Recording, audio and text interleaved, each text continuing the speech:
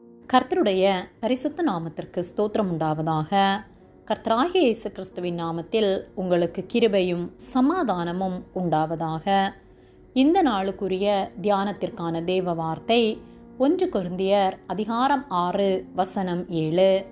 நீங்கள் ஒருவரோடொருவர் வழக்காடுகிறது எவ்விதத்திலும் குற்றமாயிருக்கிறது.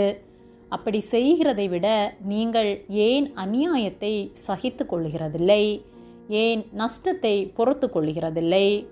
பிரியமானவர்களே, கர்த்தருடைய பிள்ளைகளாகிய நாம் ஒருவரோடொருவர் நல்மனம் பொருந்துகிறவர்களாய் சமாதானம் பண்ணுகிறவர்களாய் இருக்க வேண்டும். 1 கொரிந்தியர் 6:7 நீங்கள் ஒருவரோடொருவர் வழக்காடுகிறது எவ்விதத்திலும் குற்றமாயிருக்கிறது. அப்படி செய்கிறதை விட நீங்கள் ஏன் அநியாயத்தை சகித்து கொள்கிறதில்லை? ஏன் நஷ்டத்தை பொறுத்து கொள்கிறதில்லை என்று சொல்லப்பட்டுள்ளது.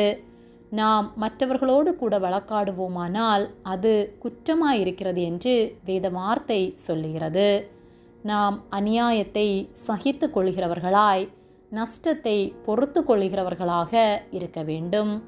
அநியாயத்திற்கு பதிலாக நாமும் அநியாயம் செய்கிறவர்களாக இல்லாமல் அதை பொறுத்து கொண்டு அந்த அநியாயத்தை கர்த்தர் எனக்கு நியாயமாக்கி தருவார் என்று கர்த்தர் மேல் விசுவாசம் உள்ளவர்களாய் அவரை பற்றி கொண்டு நாம் வாழ்வோமானால் நமக்குள் பழி வாங்குகிற எண்ணம் வருவதில்லை.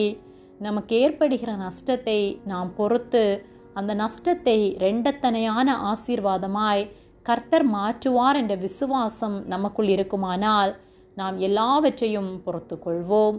ஆனால் சில வேளைகளில் சிலரால் பொறுத்து கொள்ள முடியாததினால் விபரீத முடிவுகளை எடுக்கின்றனர். கர்த்தருடைய பிள்ளைகளாகிய நாம் தெளிந்த புத்தி உள்ளவர்களாய் அனைவருக்கும் புத்தி சொல்லுகிறவர்களாய் கர்த்தருடைய வார்த்தையின்படி நடத்துகிறவர்களாய் இருக்க வேண்டும். மத்தேயு 6:44 நான் உங்களுக்கு சொல்லுகிறேன், உங்கள் சத்துருக்களை சிநேகியுங்கள், உங்களை சபிக்கிறவர்களை ஆசீர்வதியுங்கள், உங்களை பகைக்கிறவர்களுக்கு நன்மை செய்யுங்கள், உங்களை நிந்திக்கிறவர்களுக்காகவும் உங்களை துன்பப்படுத்துகிறவர்களுக்காகவும் ஜெபம் பண்ணுங்கள் என்று கர்த்தர் சொல்லுகிறார். ஆகவே நாம் நமக்கு எதிராக கிரியை செய்கிறவர்களை, நமக்கு அநியாயம் செய்கிறவர்களை சிநேகிக்கிறவர்களாய், அவரை ஆசீர்வதிப்பவர்களாய், அவர்களுக்கு நன்மை செய்கிறவர்களாய், அவர்களுக்காக ஜெபம் பண்ணுகிறவர்களாய் இருக்க வேண்டும். அப்படியாக நாம் வாழ்கின்றோமா என்பதை சிந்தித்து பார்ப்போம். நம்முடைய சுவாபத்தினால் நம்முடைய பலத்தினால் நம்மால் கூடாததுதான். ஆனால் கர்த்தர் நமக்கு உதவி செய்வாரானால் எல்லாம் கூடும். ஆகவே அவரிடத்தில் இருந்து பலனை பெற்று அவருக்கு உண்மையுள்ள வாழ்க்கை வாழ்வோம்.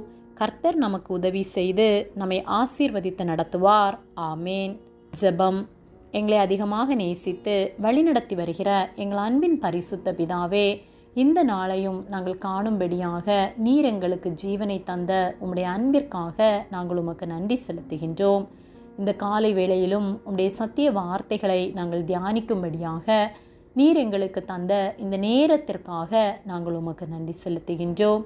நாங்கள் தியானித்த வார்த்தையின்படியே நீர் எங்களை வழி நடத்தும்படியாய் ஜெபிக்கின்றோம். அநியாயம் செய்கிறவர்களாய் குற்றம் செய்கிறவர்களாய் நாங்கள் இல்லாமல் உம்முடைய அன்பை பிறருக்கு வெளிப்படுத்துகிறவர்களாய், நற்கிரியைகள் செய்கிறவர்களாய், நீதி செய்கிறவர்களாய் எங்களை நீர் மாற்றும்படியாய் ஜெபிக்கின்றோம். உதவி செய்கிற உம்முடைய அன்பிற்காக உமக்கு நன்றி செலுத்துகின்றோம். எங்களை உம்முடைய கரத்திலே ஒப்புக் கொடுக்கின்றோம். இயேசுவின் நாமத்தில் ஜெபிக்கின்றோம் ஜீவனுள்ள நல்ல பிதாவே. ஆமேன். கர்த்தர் உங்களை ஆசீர்வதிப்பாராக.